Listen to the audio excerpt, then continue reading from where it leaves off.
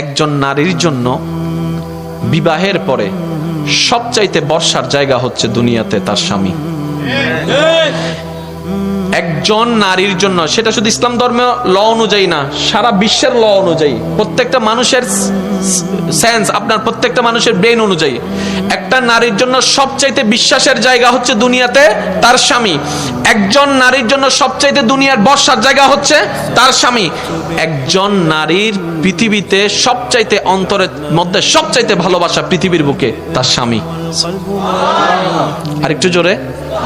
কোন একজন মেয়েকে জিজ্ঞেস করেছিল যে আপনি যাকে যাকে ভালোবাসেন একটু লিস্ট করেন। লিস্ট করার পরে ওনাকে বলা হলো যে আপনি এখান থেকে লিস্ট এখানে কাটতে থাকেন, কাকে কাকে আপনি ফেলে দিবেন।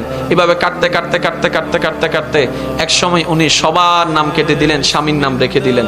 তো জগৎ প্রশ্ন করলো, আপনি এটা স্বামীর নাম রাখলেন কেন? সবাই আমাকে ছেড়ে দিতে পারে, আমার স্বামী আমার হাত কখনো ছাড়বে না, এটার নাম হচ্ছে নারী জাতি। সুবহানাল্লাহ। আপনি একটু খেয়াল করে দেখেন না, আপনি আমি নিজের এলাকা ছেড়ে যদি কোথাও যাই, 3-4 দিন পরে কিন্তু আর ভাল লাগে না। কথা বলেন। নিজের গ্রাম ছেড়ে গেলে, অনেকে বিদেশ থেকে আসার পরে দেখবেন গ্রামে নামার পর আগে লম্বা করে নিঃশ্বাস নাই, এই যেন সে এখন প্রাণ খুঁজে পেয়েছে। গ্রামের সে মাটির গন্ধ তাকে অভিভূত করছে, গ্রামের সে চাচার চেহারা তাকে আনন্দিত করছে। ওই যে অনেকদিন দেখে নাই তো, যে যেখানে জন্ম হয় তার প্রতি একটা ভালোবাসা থাকে।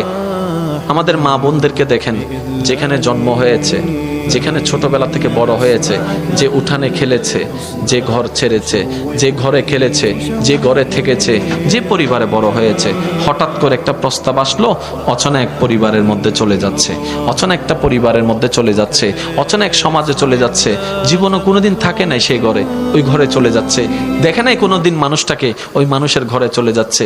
এবার একজন মানুষ হঠাৎ করে এইরকম সিচুয়েশন কিভাবে কমপ্লিট করতে পারে, অবাক লাগে।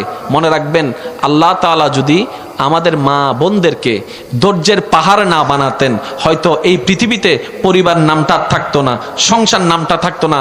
আপনি আপনার মায়ের দিকে দেখেন না, আপনি আপনার দাদি নানির দিকে দেখেন না। আমাদের দাদি নানি মারা যদি ধৈর্যের পাহাড় না হতো, আজকে সংসার পরিবার টিকতো না। ওনারা হাজার কিছু সহ্য করে সংসারকে টিকাই রেখেছেন। সুবহানাল্লাহ।